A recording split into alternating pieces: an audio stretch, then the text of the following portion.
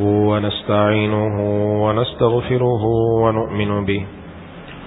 ونؤمن به ونتوكل عليه ونعوذ بالله من شرور أنفسنا ومن سيئات أعمالنا من يهده الله فلا مضل له ومن يضلله فلا هادي له ونشهد أن لا إله إلا الله وحده لا شريك له ونشهد أن سيدنا ومولانا محمدا عبده ورسوله صلى الله تعالى على خير خلقه محمد وعلى آله وأصحابه ومن تبعهم بإحسان إلى يوم القيامة أما بعد فأعوذ بالله من الشيطان الرجيم بسم الله الرحمن الرحيم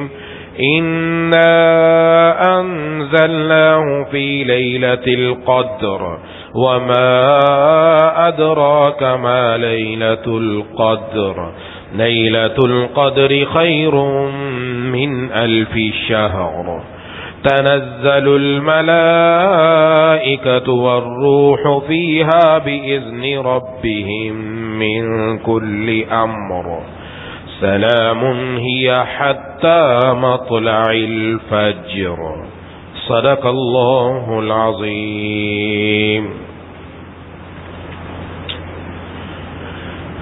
میرے دوستوں اور ساتھیوں،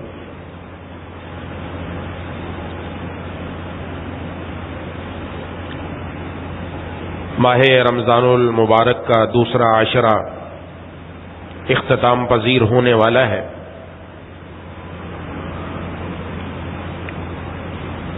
اسی ہفتے میں ماہ رمضان کا تیسرا عشرہ شروع ہو جائے گا۔ ماہ مبارک کا یہ آخری عشرہ، یہ رمضان المبارک کا عطر اور نچوڑ ہے۔ اس کی اہمیت کو سمجھنا چاہیے۔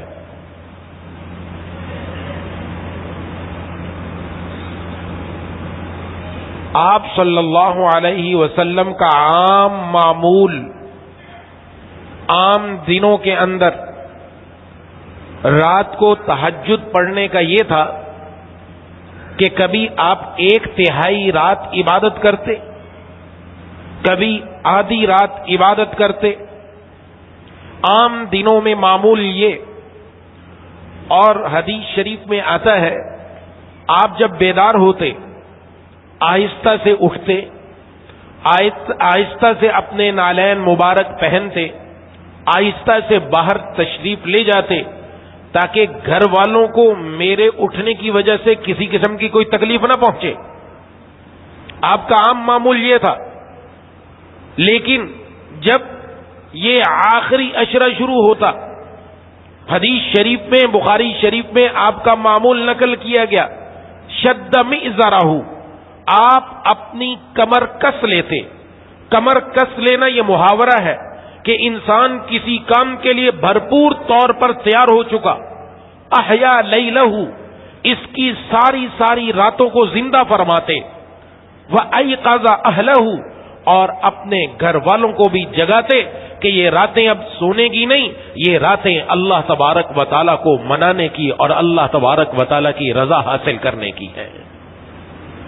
عام دنوں میں آپ کا کیا معمول تو ہم اندازہ نہیں لگا سکتے کہ رمضان کا آپ کا معمول خاص طور پر آخری عشرے کا کیا ہوگا۔ اب مجھے اور آپ کو کیا کرنا چاہیے؟ ہمارے اندر کتنی اہمیت آنی چاہیے؟ قرآن کریم کی اس سورت میں اللہ تبارک و تعالیٰ نے اسی کے بارے میں ارشاد فرمایا، یہ آخری عشرے کی اہمیت لیلۃ القدر کی وجہ سے ہے۔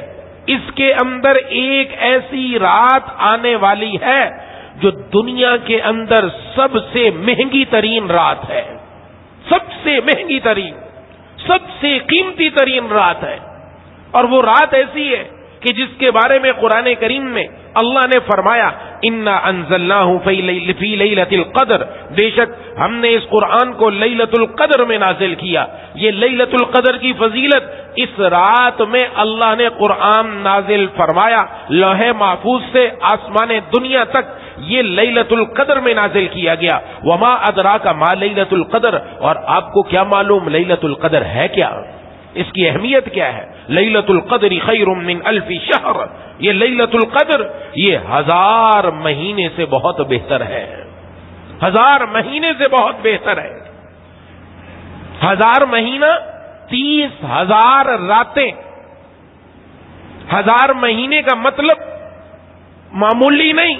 یہاں سمجھنا چاہیے کہ دنیا کے اندر انسان کو مال کی اہمیت کا پتہ، پیسے کی اہمیت کا پتہ، کاروبار کی اہمیت کا پتہ، اگر کسی کو پتہ چل جائے کہ میری یہ 2 سال کی آمدنی ایک دن میں حاصل ہونے والی ہے، اس میں بیٹا بھی کما سکتا ہے، بھائی بھی کما سکتا ہے، بیٹی بھی کما سکتی ہے، بیوی بھی کما سکتی ہے، کیا کوئی آدمی اس کو چھوڑے گا کہ 2 سال کی آمدنی مجھے ایک دن میں ملے؟ اس کے اندر گھر کا ہر فرد شریک ہو جائے گا، باپ بھی چاہے گا، بیٹا بھی چاہے گا، ماں بھی چاہے گی، بیٹی بھی چاہے گی. اور اگر پتہ چل جائے کہ اس کے اندر جو مجھے ملنے والا ہے وہ اگر 10 سال تک میں کماؤں، جو مجھے 10 سال میں ملنا ہے، مجھے ایک دن کی کمائی 10 سال کی کمائی ایک دن میں ملنے والی ہے، اس کا کیا اندازہ ہوگا؟ لوگ کیسے دوڑیں گے، لوگ کیسے اس کے لیے محنت کریں گے، ہر کوئی آگے پیچھے بھاگے گا. اور اگر پتہ چل جائے 30 سال کا حساب کتاب بنتا ہے، 30 سال کی کمائی ایک دن میں ملنے والی ہے، اور آج ہر انسان کی کوشش یہ ہے کہ میری کمائی ایک دن میں لاکھوں تک پہنچ جائے، اس کے لیے وہ تگ و دو کرتا ہے، ہر طرف سے دوڑتا ہے. اور اگر پتہ چل جائے ساری زندگی کی جتنی بھی جمع پونجی ہے وہ مجھے ایک دن میں ملنے والی ہے، اور اس میں ماں بھی شریک، باپ بھی شریک، بیٹا بھی شریک، بیوی بھی شریک، ہر کوئی اس کے اندر کما سکتا ہے، تو دنیا والا آگے بڑھے گا کہ نہیں بڑھے گا؟ ہر ایک بڑھے گا، ہر ایک بڑھے گا. اور یہاں اللہ تبارک و تعالیٰ نے لیلۃ القدر کے بارے میں فرمایا یہ 1000 مہینے سے بہت بہتر ہے. 1000 مہینہ 83 سال 4 ماہ بنتے ہیں. اگر کسی کو اپنی زندگی میں 10 راتیں لیلۃ القدر کی نصیب ہو گئی تو اٹھ کو گویا 8 صدیوں کی عبادت کی توفیق مل گئی. ہماری عمر ہے کتنی؟ 60 سال، 70 سال، 80 سال، ہاں جی 90 سال. پہلے والے سال نکال دو، بچپن والے سال، بلوغت سے پہلے والے سال. ہماری تو زندگی کی ساری عبادت گویا اللہ ایک رات میں عطا فرما رہے ہیں. اس کی اہمیت بڑھنی چاہیے کہ نہیں بڑھنی چاہیے؟ آگے ہونا چاہیے کہ نہیں ہونا چاہیے؟ جتنی مال کی اہمیت ہے، پیسے کی اہمیت ہے، کاروبار کی اہمیت ہے، اس سے کہیں بڑھ کر عبادت کی اہمیت. اور یہ کہا جاتا ہے یہ سیزن کا مہینہ ہے، سیزن کمایا جائے، ٹارگٹ بنایا جاتا ہے کہ میرا یہ ٹارگٹ ہے، میں نے اس مہینے میں اتنا کمانا ہے، یہ میرا رمضان کا ٹارگٹ پورا ہونا چاہیے.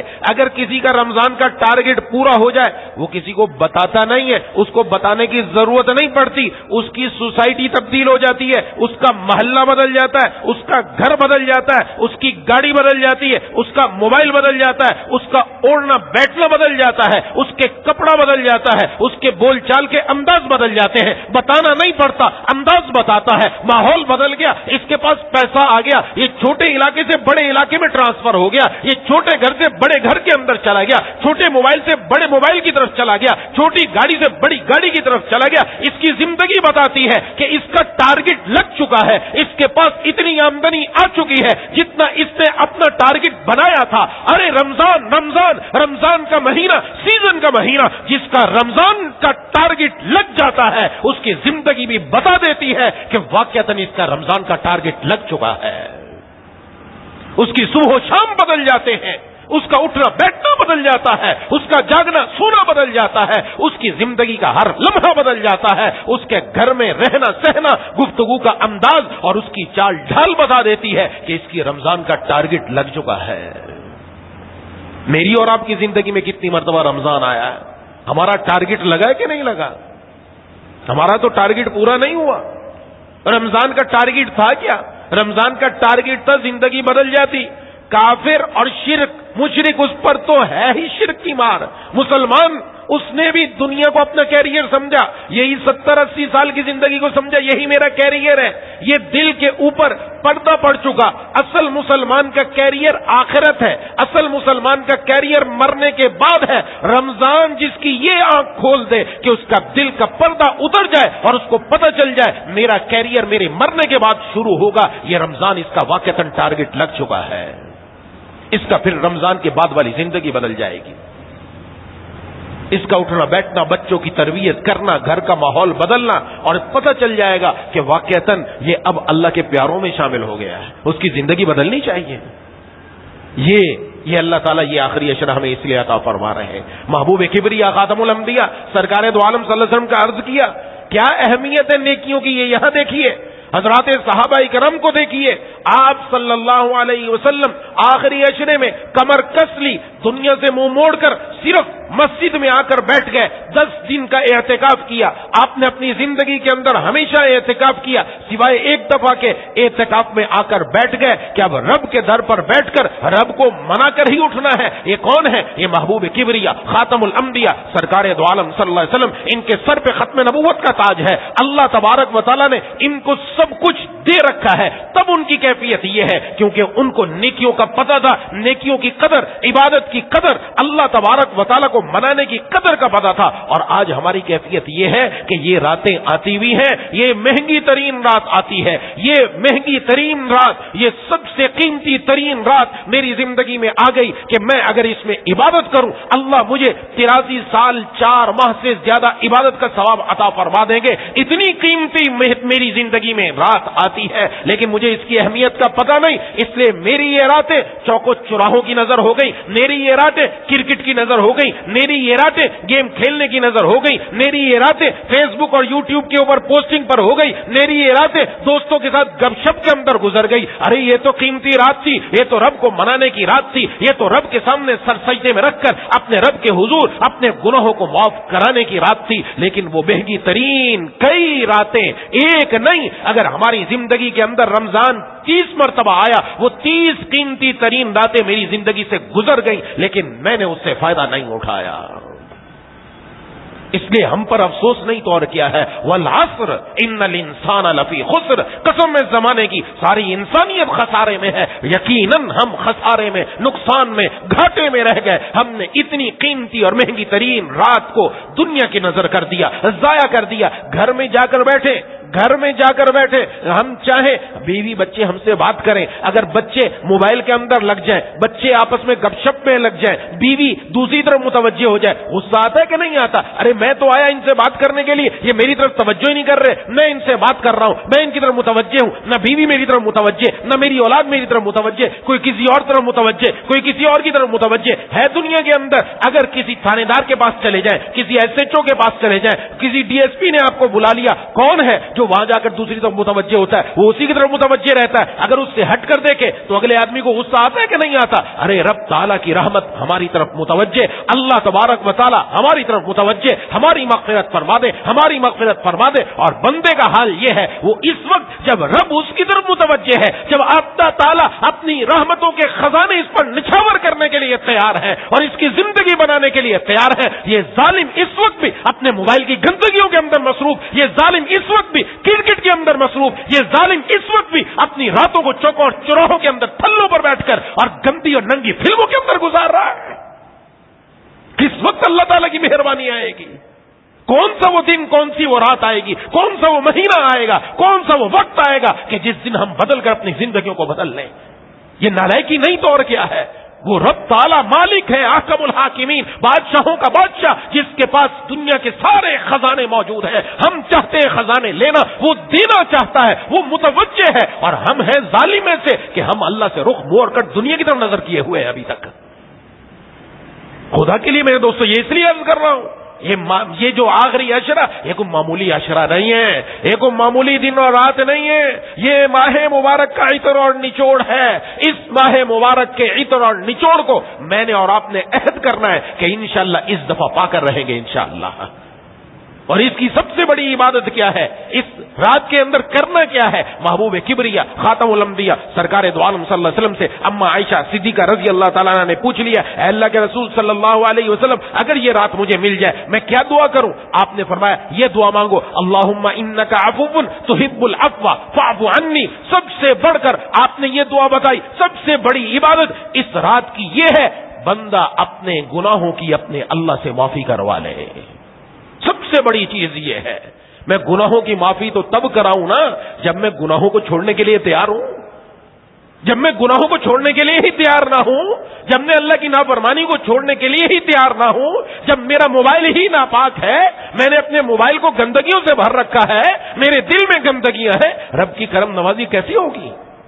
حدیث شریف میں کہ لیلۃ القدر کی رات میں جہاں کتنے لوگوں کی مغفرت، رب تعالیٰ کی طرف سے نوازشات، وہاں 4 بندوں کی اللہ مغفرت نہیں فرماتے ہیں۔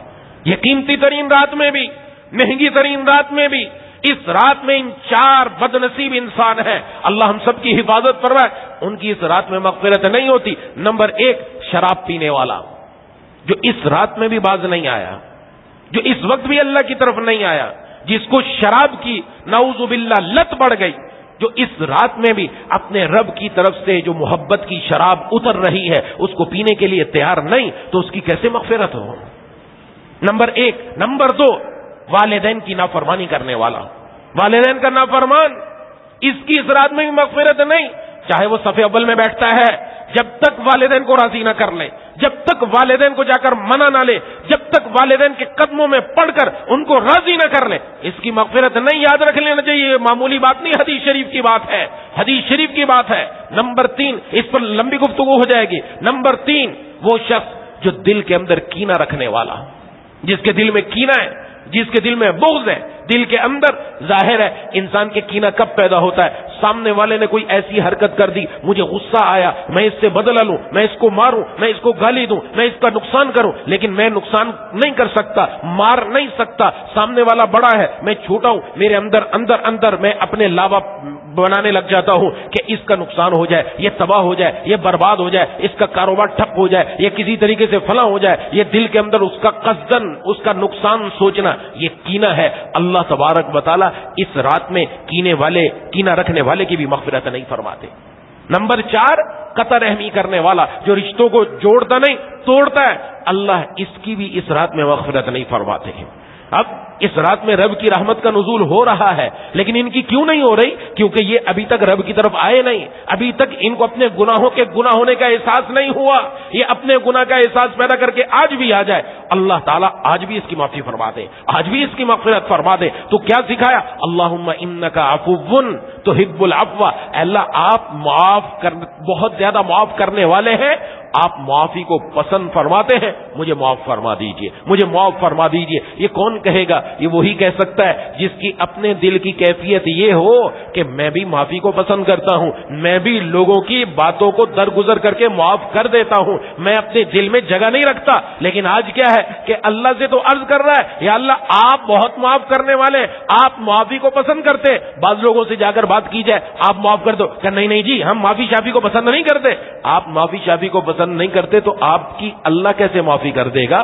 آپ بندے کی معافی کرنے کے لیے تیار نہیں، آپ اللہ کی مخلوق کو دل سے اس کی ناراضگی دور کرنے کے لیے تیار نہیں، اللہ کیسے معاف کرے گا؟ محبوب کبریا خاتم الانبیاء سرکار دو عالم صلی اللہ علیہ وسلم فتح مکہ کے موقع پر آپ مکہ تشریف لائے، کون لوگ ہیں سامنے جنہوں نے آپ کو مکہ سے نکالا، محبوب گھر سے نکالا، جس گھر سے آپ کا لگاؤ تھا، اس گھر سے نکلنے پر مجبور ہو گئے، یہ وہ لوگ جو آپ کے قتل کے در پہ تھے۔ ان لوگوں نے کوئی بھی آپ کو نقصان اور تکلیف اٹھانے میں کوئی کسر نہ چھوڑی، لیکن جب آپ تشریف لائے احادیث میں ہے جناب نبی کریم صلی اللہ علیہ وسلم ایسے آ رہے ہیں، فاتح بن کر آ رہے ہیں کہ آپ کا سر اتنا جھکا ہوا ہے، آپ کی داڑھی مبارک آپ کے سینے سے لگی ہوئی ہے، آنکھوں سے آنسو جاری ہے، انا فتحنا لک فتحا مبینا فرماتے ہوئے جا رہے ہیں، اور ارشاد فرمایا آج کے دن عام معافی کا اعلان، جو مسجد حرام میں چلا گیا وہ بھی، اس کو بھی معافی، جس نے گھر کا دروازہ بند کر لیا آج اس کو بھی معافی، جو ابو سفیان کے گھر میں چلا گیا آج اس کی بھی معافی، حضور نے سب کی عام معافی کا اعلان فرما دیا۔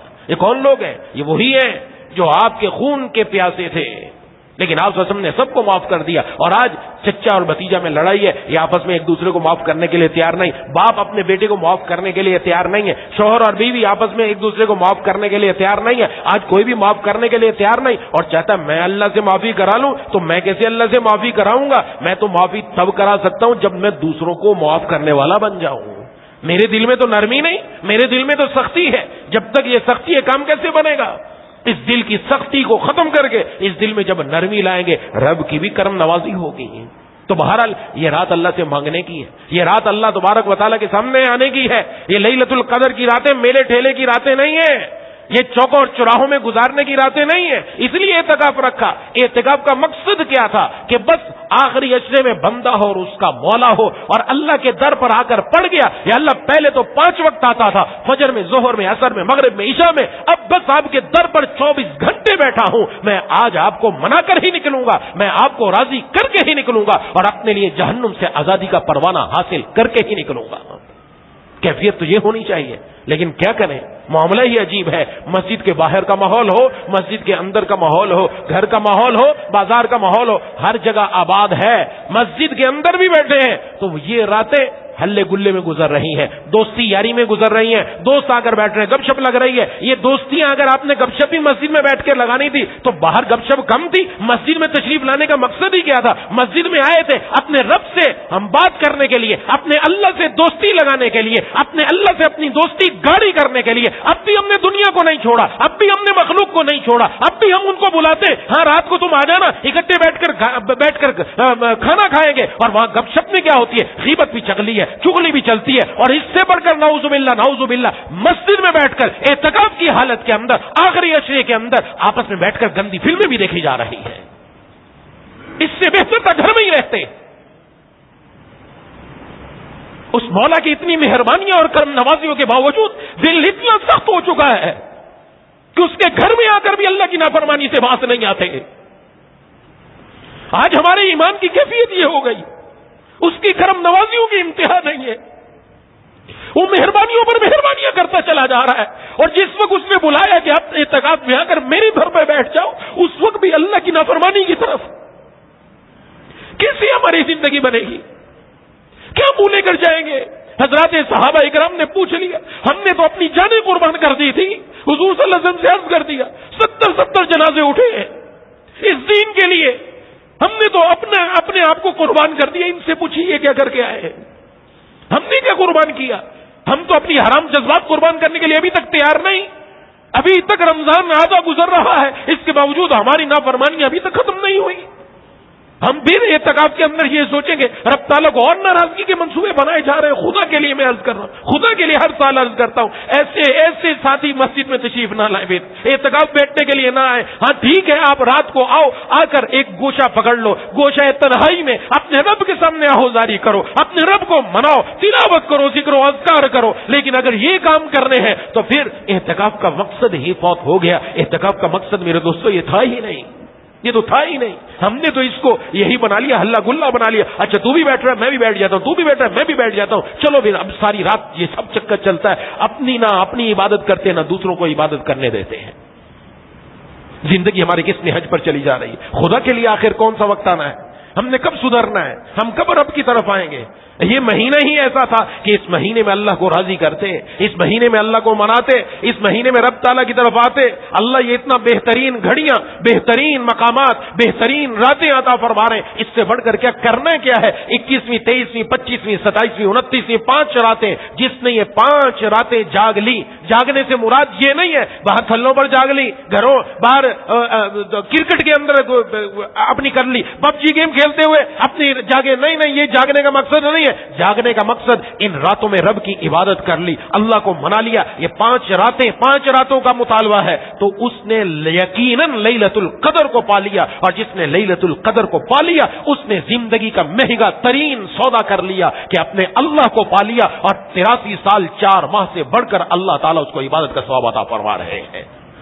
تو معمولی بات ہے میرے دوستو, کیا رب تعالیٰ کی کرم نوازیاں ہیں, کیا مہربانیاں ہیں. کوئی لمبا چوڑا کام نہیں ہے. تراویح پڑھیں, ہم 21ویں شب کو 23ویں 25ویں 27ویں 29ویں تراویح پڑھنے کے بعد گھر پر جا کر کچھ دیر اگر کھانا کھائیں. جو اعتکاف میں بیٹھے وہ اعتکاف میں مسجد میں ہی ہے, جو گھر جا رہے ہیں وہ بھی اپنی راتیں اللہ کے سامنے گزارے ہیں. کھانا کھانے کے بعد کچھ آرام کرنا ہے, 1-2 گھنٹے کا آرام کر لیں, 12 بجے کھڑے ہو جائیں. 12 بجے سے 4 بجے کا وقت ہے, 4 بجے کے بعد تو پھر سحری کا انتظام دوسری چیزیں ہیں. 12 سے 4 گھنٹے ہیں یہ, ان 4 گھنٹوں میں رب تعالیٰ کے سامنے آ جائے, اللہ کے سامنے کھڑے ہو کر نوافل کا اہتمام, لمبا قیام لمبا کرو. یہ نہیں کہ بس چھوٹی سی ضرورت بڑی دور چلا, لمبا قیام ہو, لمبا رکوع ہو, 3 مرتبہ سبحان ربی العظیم نہیں, 11 مرتبہ, 13 مرتبہ, 15 مرتبہ, 17 مرتبہ, طاقت میں جتنا ہو سکے زیادہ سے زیادہ لمبا رکوع ہو, لمبے سجدے ہوں, لمبے سجدے ہوں. یہ نہیں کہ 3 مرتبہ پڑھ کے جلدی سے اٹھ گیا, نہ سجدے کے اندر سر رکھ دیا تو بس اسی کے آستان پر سر رکھ کر سبحان ربی الاعلی کی صدا رب کی طرف توجہ ہو جائے. وہ سجدہ وہ قیمتی بن جائے گا. لمبا قیام ہو, لمبے سجدے ہوں, لمبے رکوع ہوں, اور اس کے بعد جب یہ نماز پڑھ لی, اب اس کے بعد کچھ تلاوت کا معمول بنا لو, کچھ تلاوت کر لو, کچھ تلاوت 1 پارہ کا مضمون پڑھ کر اس کے بعد اللہ کے سامنے ہاتھ اٹھا لے, خوب مانگو اپنے لیے, اپنے گھر والوں کے لیے, پورے دنیا کے مسلمانوں کے لیے, سب کے لیے مانگے. بس یہ چند کام کر کے ہم اللہ تبارک و تعالیٰ کو راضی کر سکتے ہیں.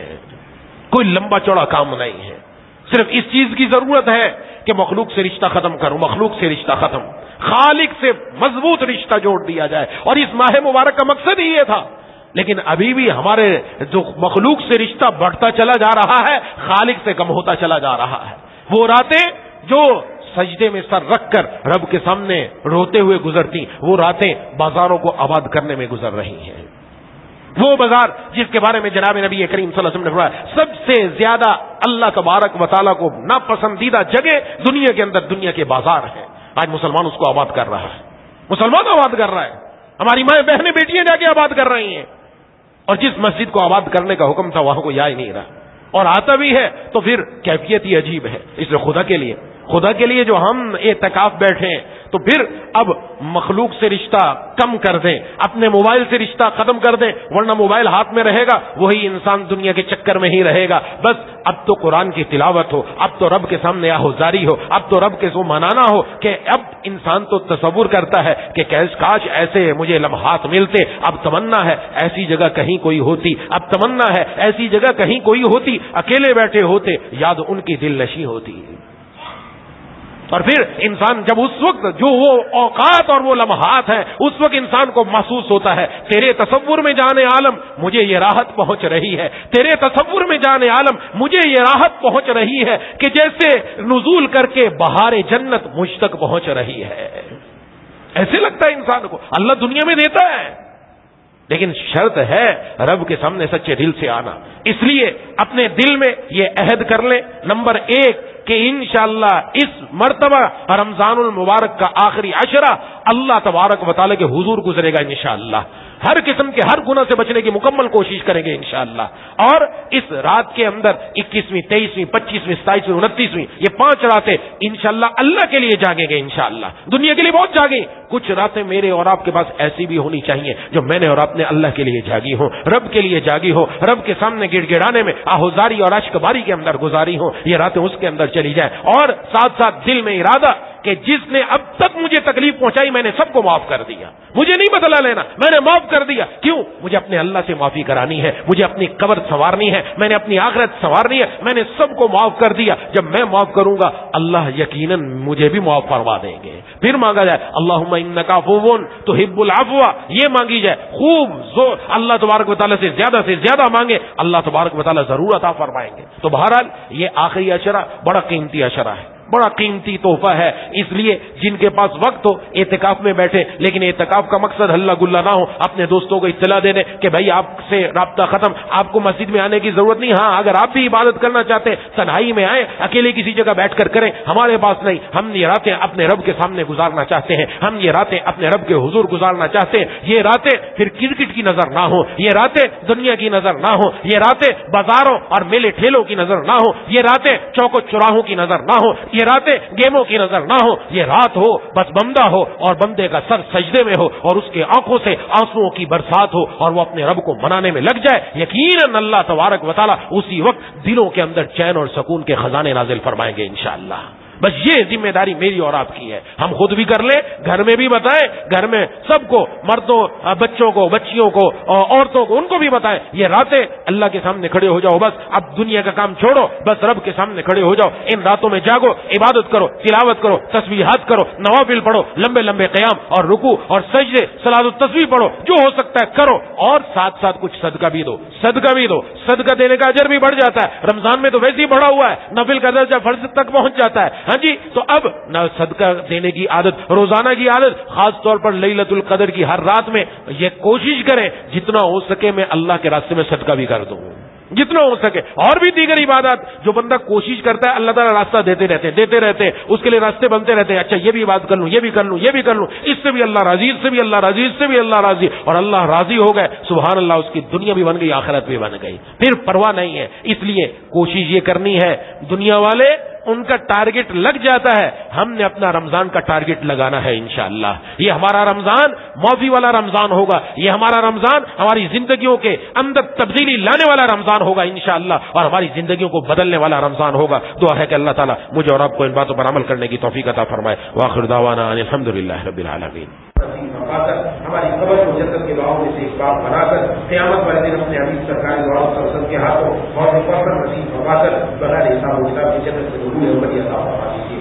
یا اللہ نوجوانوں کو اپنی جوانیاں یا اللہ اپنی ذات پر فدا کرنے کی توفیق عطا فرما دیجیے. اے الہ العالمین, اے رب العالمین, تمام مسلمان یا اللہ ماؤں بہنوں بیٹیوں کو واپس بنا دیجیے. یا اللہ تمام مسلمانوں کو, ہم مجھ سمیت یا اللہ ہم سب کو پاکدامنی کے ساتھ عفت کے ساتھ زندگی گزارنے کی توفیق عطا فرما دیجیے. یا اللہ ہم سب کے رزق میں خوب اضافہ فرما دیجیے. خصوصاً جو لوگ بوڑھے ہیں یا اللہ ان کی بڑھاپے کی زندگی میں ان کے رزق میں اور برکت عطا فرما دیجیے. بولے کریم الہ العالمین, اے رب العالمین, کسی کا محتاج نہ بنائیے, کسی کے سامنے ہاتھ نہ پھیلانا پڑے. یا اللہ غیب سے تمام اخراجات بھرپور طریقے سے پورے فرماتے رہیے. بولے کریم الہ العالمین, اے رب العالمین, جو مانگ سکے وہ بھی عطا فرما دیجیے, جو مانگنا چاہیے نہیں مانگا اللہ نصیب فرما دیجیے.